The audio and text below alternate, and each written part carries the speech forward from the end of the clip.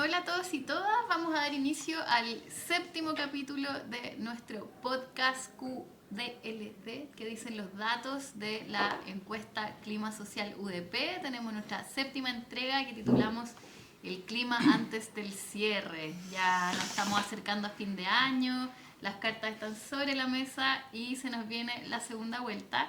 Y tenemos esta última encuesta que nos permite entender un poco qué está sintiendo la ciudadanía en este momento, qué cosas nos están pasando, qué cosas nos preocupan.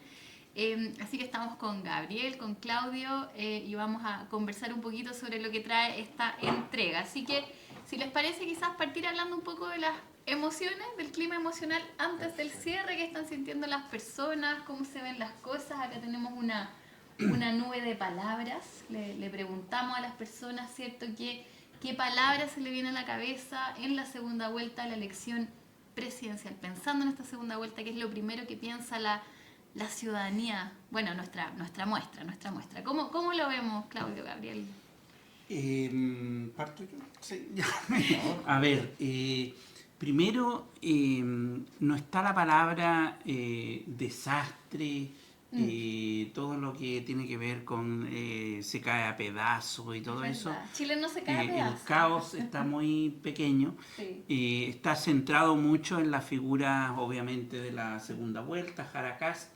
Y hay una combinación que yo la veo acá abajo que tiene que ver con esperanza y miedo, o sea, la combinación de estas dos emociones, una de esperanza que después lo vamos a conversar, tiene que ver con la adhesión a ciertas candidaturas que te generan la posibilidad de decir ciertas identidades que movilizan una sensación de esperanza, pero al mismo tiempo el miedo, la incertidumbre, las emociones más negativas, que es el 42%, y hay un neutro ahí, 40%, es decir, yo creo que es una mezcla, yo creo que acá estamos viviendo un clima social, como para asociarlo a lo que estamos haciendo, que es un poquito desgastado, cansado, no es una...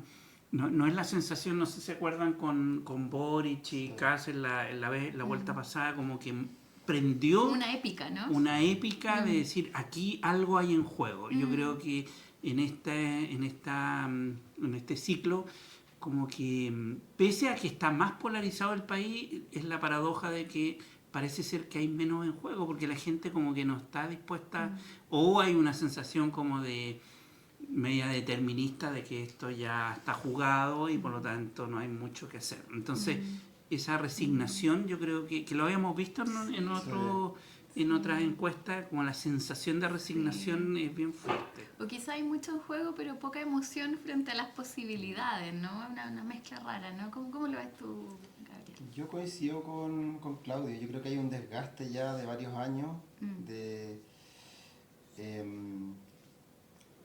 y el proceso anterior venía también de una oleada esperanzadora de cambio, que después cambios que no resultaron.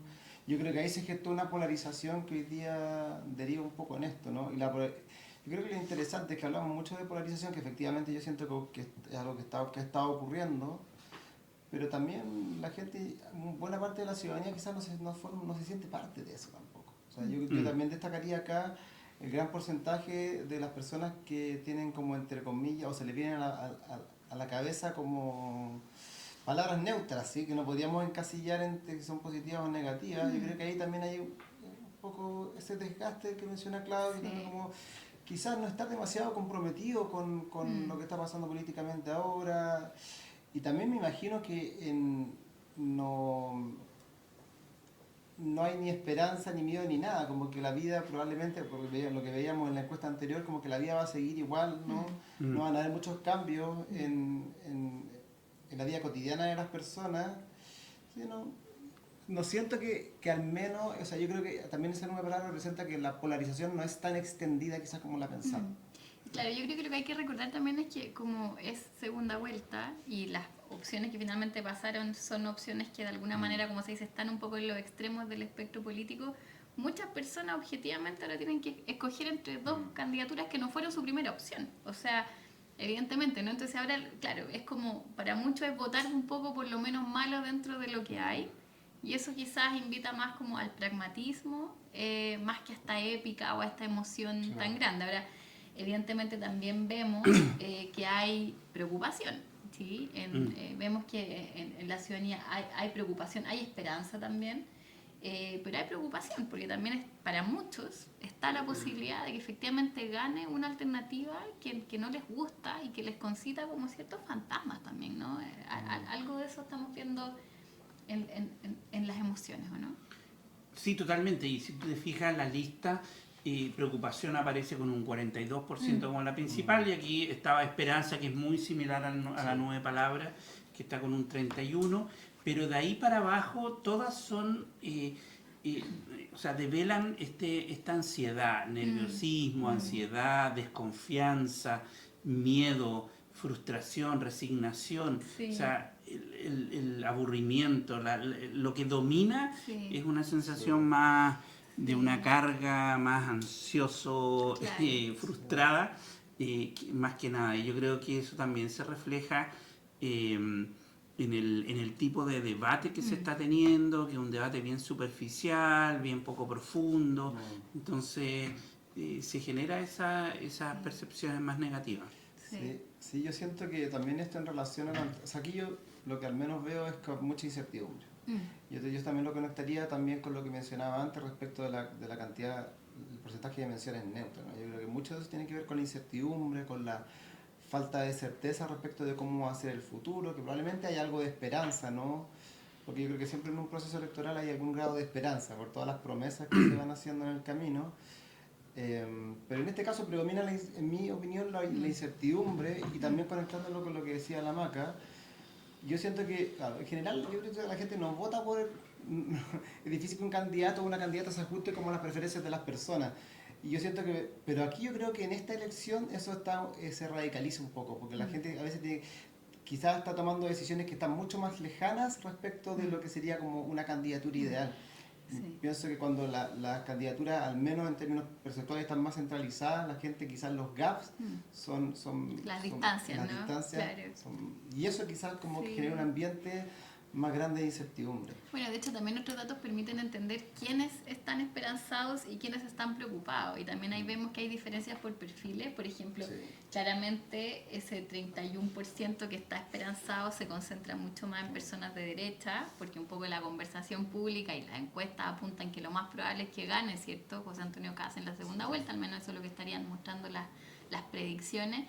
Entonces la esperanza está más concentrada ahí, y probablemente asociado a que él está prometiendo resolver problemas que a muchas de esas personas les están importando mucho hoy día, ¿no? Como inseguridad, como cierto crecimiento económico estancado, temas migratorios, y claro, y la preocupación, que es interesante, parece ser un poco mayor en los jóvenes, por ejemplo, quizás, grupos que a lo mejor están más preocupados de las pérdidas, ¿no?, que podrían significar eventualmente un escenario de victoria de José Antonio Kast. De hecho, es algo que también preguntamos, mujeres, ¿cierto? Y las mujeres también. Y claro, porque está la preocupación sobre la pérdida de derechos de las mujeres. Y evidentemente también la ansiedad, el nerviosismo, el miedo, un poco más predominante en la gente de izquierda, que igual es un poco obvio, pero es interesante también ver eso. ¿No? También un poco como quizás personas que ya están pensando que un poco la carrera está perdida, qué sé yo. Sí.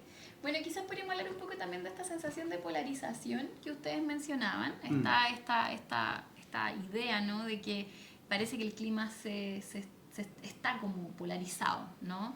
Entonces podríamos hablar un poco de cómo las personas están percibiendo esa polarización, que es algo que hoy día está mucho en el debate también.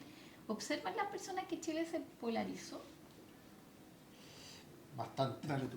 Yo creo que aquí, al menos en términos políticos, las personas ven polarización. Bueno, además que la polarización está demasiado extendida en los medios tradicionales y digitales, entonces eso inevitablemente hace que la gente también conecte con eso. Y en el país, que obviamente lo están vinculando como también a todo el año que estamos viviendo en términos de elecciones. Yo creo que lo interesante acá, y me gustaría saber un poco qué piensan ustedes, es que un poco la percepción general de polarización cambia bastante respecto de la esfera pública, por así decirlo, y la esfera privada. La polarización política como que las personas la ven mucho menos clara, o la perciben, al menos en su entorno más cercano, de manera mucho más tenue, sobre todo en el ámbito laboral, en las Sí. amistades, en el entorno familiar, como que baja radicalmente 29, 24, 19% la percepción de Cierto. polarización política en eso. Yo creo que hay dos como hipótesis posibles. Una hipótesis es pensar que la sensación de polarización está más generada como por el debate solamente mediático y que en realidad en los mundos familiares, en la amistad, el mundo privado, hay de hecho poca polarización. O lo otra hipótesis posible, que bueno, ambas pueden ser verdad, es que a lo mejor las personas también tienden a juntarse mucho con personas que piensan lo mismo que ellas, lo que sería complejo también, como que a lo mejor estamos evitando ambientes donde hayan personas que piensan distinto, ¿no? Como que hay mucha homogeneidad entre nuestros grupos de amigos, entre nuestras familias. Entonces, claro, ahí podríamos tratar de pensar qué está pasando. Sí, o sea, yo creo que es como más natural, sobre todo o sea, la familia uno no la elige, pero con las amistades y los círculos que tiene de juntarse con gente que se parece más a uno, que tiene ideas más similares y por lo tanto eso podría ser más esperable, pero sí que además que en un escenario de segunda vuelta y además con candidaturas tan más extrema, es como natural pensar que en la política y en el país va a estar la percepción más de polarización. Ahora hay otra dimensión que sería interesante hacer un estudio más cualitativo sobre el uso de las redes, etcétera, Sí. porque hay una tercera hipótesis, yo plantearía que a nivel familiar o a nivel de amistades a veces uno evita hablar de política. Claro. Por sin duda. ejemplo, no sé, pues en el chat de mi familia, yo sé que hay gente que tiene distintas posiciones, entonces se evita, porque uno dice, ¿para qué voy a entrar en esta discusión, en este espacio? Claro. Entonces, claro, la percepción de polarización, o como por ejemplo el chat de el colegio, así como de los papás, De los papás del colegio, colegio, y todo lo demás, claro. en donde uno dice, uy, aquí entro y mejor hay que salir ¿Para rapidito. qué? ¿Para qué? Claro. Sí. Entonces, eventualmente puede ser una estrategia de no percepción porque se evita, porque yo no hablo del tema. Sí, es una buena Puede hipótesis. ser. Sí, pues, y el grupo de No sé. comparación es muy distinto, yo estoy de acuerdo con eso, porque al final del día el grupo de comparación es muy distinto. Cuando tú estás pensando como en la política en general o el país en general, estáis pensando en un otro que es demasiado ambiguo, Claro. ¿no? Entonces es más fácil ver polarización ahí. Y en la esfera privada, como que hay los grupos están mucho más, las personas como que asocian mucho mejor cuáles son los integrantes. Y ahí está la elección yo creo que yo te coincido contigo, Claudio, de por un lado evitar, cuando uno sabe que una persona tiene una posición distinta, evitar hablar de política. Y cuando se habla de política, se habla de política con las personas que tienen como quizás ideologías afines. Entonces eso hace que la percepción de polarización probablemente se reduzca Se bastante. busca bastante. Sí. Y lo otro es que a nivel país o política o medio hay una tendencia a buscar la polarización, así como en los programas estos sin filtros y todo esto, que lo que buscan es, o sea, y te arman te diseñan como un ring que están confrontados y que se tienen que decir Sí, cosas como que brutales se vuelve más atractivo, ¿no? y se vuelve más atractivo. Entonces, también hay una búsqueda de polarización. Entonces, uno a la percepción dice, oye, estos no hablan, se agreden, Sí. se dicen cosas. Claro, es distinto verlo como un espectáculo que vivirlo en tu vida privada, ¿no? Claro. Efectivamente. Quizás podríamos ahora hablar un poco sobre las preocupaciones y las prioridades de la ciudadanía, porque bueno, más allá de los climas, lo cierto es que la elección viene, las personas van a votar. Sería interesante saber qué cosas nos están preocupando, porque eso también puede estar explicando mucho del resultado que va a tener esa elección. ¿Dónde están los problemas principales? ¿Ha cambiado algo en el año? Nada. Nada, O sea, ¿no? Está respecto de muy, nuestras muy últimas quieto. encuestas, nada. Delincuencia, inmigración, crecimiento. Claro, y la pregunta es cuál es la prioridad del gobierno. O sea, Sí. no es lo que me preocupa a mí, sino lo que el gobierno debería hacer. Entonces ahí está más fuerte lo de la delincuencia. Sí. Exactamente.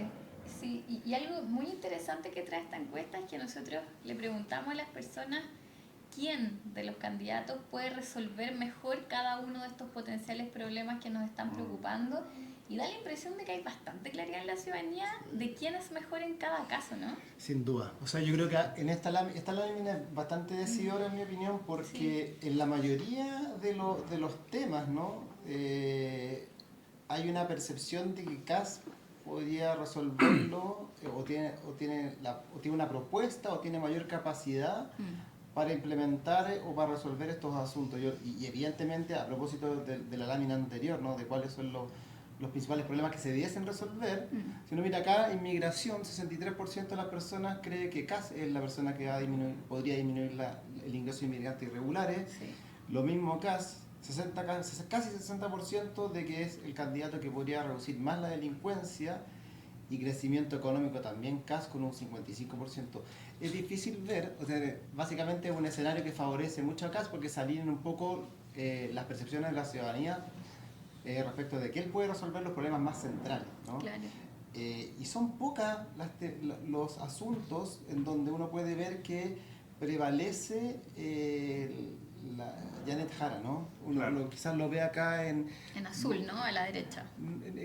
Claro, en azul uno ve aquí en el caso de las pensiones, aumentar pensiones, aumentar la calidad de la educación pública, aunque es poquita la diferencia, donde se ve con mayor claridad evidentemente el aumento de sueldo de trabajadores y derechos para las mujeres, ¿no? De hecho, la única opción que es mayoritaria, claro, es en promover los derechos de las mujeres. que por lo demás no son preocupaciones centrales. Eso habría que... Sí, no son preocupaciones centrales hoy día. Para las personas, Sí, exacto. yo creo que ahí hay que poner como Sí. un matiz, ¿no? En el sentido de que probablemente, claro, las preocupaciones contingentes son efectivamente el tema migración, delincuencia, crecimiento económico, que es donde además Kast se ve como el más eficiente, pero otros temas que sabemos que para las personas son muy importantes, solo que quizás hoy día no están en el primer lugar. Parece que Jara sí sería la persona que creen que lo podría resolver más. Entonces, claro, derechos de la mujer, aumentar el sueldo, por ejemplo, pensiones, salud, son cosas relevantes. De hecho, es interesante, uno pensaría que, claro, porque las mujeres de hecho no están votando todas por Jara, entonces si pensamos que es la persona que hoy en día puede de hecho mejorar la promoción de los derechos de las mujeres, pero algo está pasando, ¿no? Parece que nuestras prioridades están en otro lado hoy día. Claro, ese yo creo que es un punto crucial, porque más adelante vamos a ver que la preocupación, o sea, la intención de voto de hombres y mujeres no varía muy significativamente. Sí. Ante las últimas 2 elecciones, las mujeres se habían inclinado más por el progresismo y entonces tenemos mujeres más preocupadas, ya lo vimos anteriormente, que están con más incertidumbre, que le preocupan los derechos de las mujeres además, que piensan que Jara podría abordar ese tema y sin embargo no se inclinan por ella. Entonces parece ser que al momento de ir a votar uno no es monotemática, así como, ella va a proteger los derechos de X, voy por ella. Entonces parece que el análisis es más complejo de distintos factores que me hacen, ya voy a inclinarme por él o por ella porque, no sé, la seguridad, el empleo que hemos estado hablando. Sin duda, hay un sentido de urgencia, ¿no? Que probablemente en parte domina la conversación y la elección, pero hay que recordar que igual una cosa es el corto plazo y la urgencia y otra cosa son los problemas de largo plazo. De hecho, acá tenemos un ejercicio interesante que podríamos interpretar. Le pedimos, ¿cierto?, a las personas que se imaginaran por un segundo que eran presidente o presidenta y que distribuyeran el presupuesto público, que se imaginaran que tenían 100 puntos de presupuesto y ellos tenían que ver si ese presupuesto lo ponían en seguridad social, lo ponían en temas de economía, en temas de inseguridad, medio ambiente, y ahí qué pasa, ¿no? ¿Qué estamos viendo en esa lámina? Es bien interesante.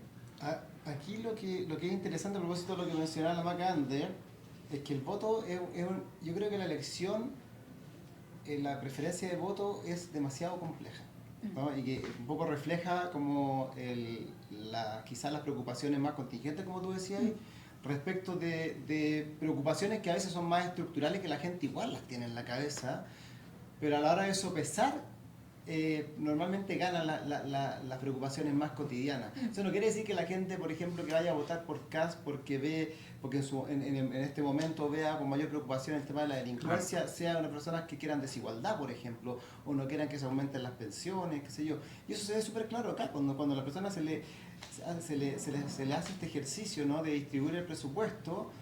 Lo primero que destaca, o sea, la mayor cantidad o la mayor proporción de gasto debiese para la gente hacerse en el sector social, ¿no? Exacto. Que si uno lo piensa, no tiene que ver con las preocupaciones centrales que la misma gente destaca, ¿no? Y no es una contradicción, es simplemente que si esto, como tú bien decías, creo yo, como que refleja quizá una preferencia más estructural, ¿no? Claro, lo que pasa es que es como lo mismo, no sé, si se te enferma un hijo en la casa, quizás todo el presupuesto se va a salud un ratito porque él es la prioridad, pero no significa que te dejaron de preocupar las otras cosas, ¿no? Y lo mismo, si te entran a robar, quizás toda tu plata por un rato se va en poner reja o en poner alarma, pero eso no significa que la educación o la salud de tu hijo te dejó de importar. Entonces da la impresión de que quizás las personas están votando por una sensación de urgencia, como hay algo grave que resolver ahora, esta sensación de que estamos amenazados, de que hay miedo. Pero una vez las personas tengan la sensación de que quizás eso está mejorando, o no, ya veremos, probablemente estas otras preocupaciones estructurales vuelven a la palestra, porque esas son preocupaciones de larga data. Entonces yo creo que hay que tener ojo ahí con no olvidar eso. Yo creo que cualquier candidato o candidata que piense que las personas tienen solo un foco de preocupación, la va a tener difícil igual cuando intente gobernar, porque va a haber que recordar estas distintas escalas temporales. Vamos a las preferencias. Ah, claro, ¿verdad que tenemos segunda vuelta? Bueno, ¿qué pasó con las preferencias? Ahí nuestro cientista político nos va a iluminar. No, para nada. O sea, bueno, acá preguntamos por distintas opciones, incluyendo el no sé, el ninguno, el no votaré, y se distribuye bien similar a las otras encuestas que están apareciendo. Han aparecido otras encuestas y 44 para Casi, 34, si no me equivoco, para Janet Jara, claro. Sí. Y cuando lo llevamos eso a base 100, quedan 43-57. O sea, yo creo que en general tiende a repetirse. Hay un debate acá sobre los clivajes, que sería interesante volver a traerlo. Los clivajes, para la gente que no entiende esa palabra, es como las divisiones que existen y que polarizan a la sociedad. Entonces, el clivaje dominante durante mucho tiempo después de la transición fue democracia-dictadura. Entonces, sí, todo se ordenaba en torno a eso, y eso es lo que ha marcado a la concertación versus la alianza o Chile Vamos. Y hay algunas personas que hablan de que ahora se estableció el clivaje estallido social, apruebo o rechazo, que es el 40-60. Claro, o estallido social, estallido delictual. Claro, todo ese debate en torno a el 38-40% del progresismo que estaría de acuerdo a la derecha por esta idea plurinacional y radical, etcétera, versus un proyecto más de derecha. Ahora, ese análisis olvida, a mi juicio, que hubo otro plebiscito y entonces esa misma gente rechazó el proyecto de derecha. Entonces, exacto, no es tan... yo creo que se está como... estamos en un momento de transición respecto de la política. Ahora, yo creo que en general la izquierda o el progresismo está levantando más o menos el 40% de las preferencias, que son 4,8 millones, 4,6 millones más o menos de votos. Entonces, la pregunta va a ser si Jara va a poder superar eso o se va a quedar ahí pegada, y si Kast, con su propuesta que es más conservadora de lo que había sido tradicionalmente la derecha, va a lograr sumar a todo. Yo creo que lo que hizo Kast y lo que hizo Chile Vamos particularmente, de acercarse rápidamente y ordenar rápidamente a la derecha, le ha ayudado a tener este porcentaje. No sé cómo lo ven ustedes. Sí. No tengo demasiada opinión al respecto. Yo creo que coincido con el profesor Fuentes. Ahora, solamente agregar respecto a algo que conversamos la vez pasada, que yo creo que esto en ningún caso refleja, y el resultado de la elección, que evidentemente está favoreciendo bastante a Casi, probablemente sea un poco más de ese porcentaje, ¿no?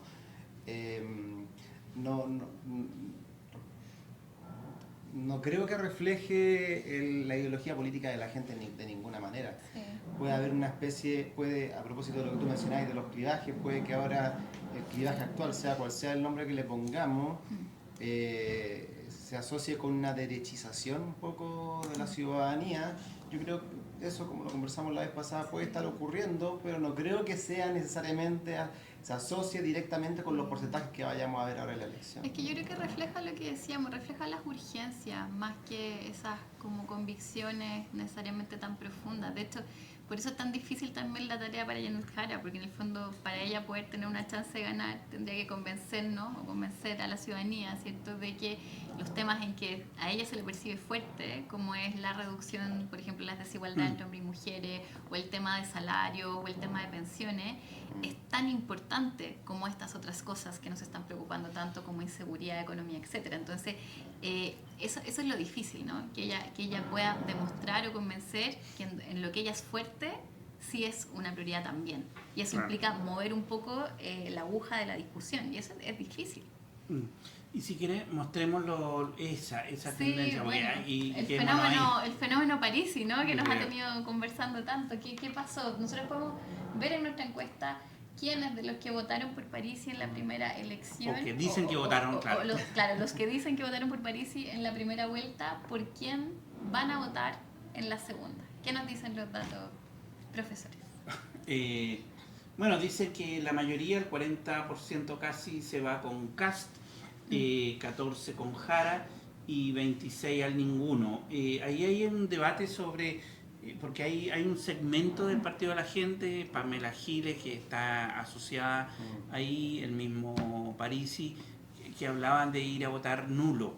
Entonces la pregunta va a ser cuánto nulo van a sacar y si eso va a ser reflejo de lo que ellos llamaron a votar o de lo que la gente hace. Claro. Hoy día a la mañana escuchaba a un dirigente del Partido de la Gente y decía, nosotros no tenemos control de esta gente. Entonces yo creo que muestra un poquito eso, el que no hay control sobre para dónde irse, ¿no?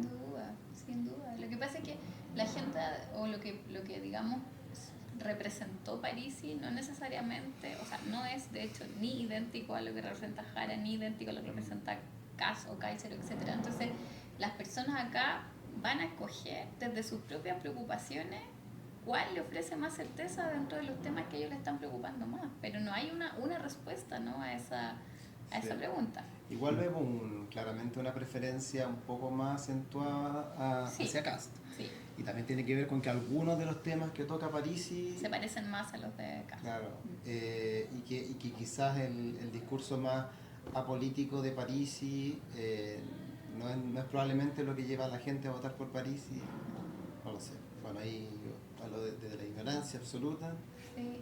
Y algo interesante también es que estamos viendo es que hay bastantes personas decididas, o sea, la gente ya decidió, la mayoría, y hay un bolsón de votos ahí de personas que todavía no están decididos, que no es tan grande, ¿no? Y digamos, es pequeñito. Si nosotros vemos, acá dimos la opción desde nada decidido hasta muy decidido, los que están nada y poco decididos, al menos en nuestra encuesta, suman 13%, y quizás si le sumamos a los medianamente decididos, tenemos ahí un 26% quizás de electores que hay que ir a cautivar. La pregunta es si esos electores podrán cambiar de opinión, podrán, digamos, mover la aguja para que nos sorprendamos, o en realidad todos sabemos lo que va a pasar. Esa es la pregunta, yo creo, hoy día, ¿no? Claro, y los menos decididos serían los jóvenes, ¿cierto? Sí. Jóvenes y sectores populares, Sí. Serían los menos decididos. Y las personas que no se identifican con ninguna ideología política. De hecho, algo que nuestra encuesta muestra súper bien y muy claramente es que la sorpresa Parisi en parte se explica porque quienes no tenían o no declaraban ideología política en la encuesta y estaban diciendo que no sabían por quién votar, muchos de ellos se inclinaron por él finalmente. Así que bueno, así se vienen las cosas. A votar. A votar. Ya veremos lo que pasa, veremos si nos sorprendemos o no. Y luego ya vendrá el último capítulo de nuestra encuesta y de nuestro podcast para este año 2025. Estaremos hablando de las post-elecciones, así que muchas gracias a todos y todas por escucharnos. Síganos ahí en nuestras redes sociales y nos vemos ya pronto para el próximo capítulo de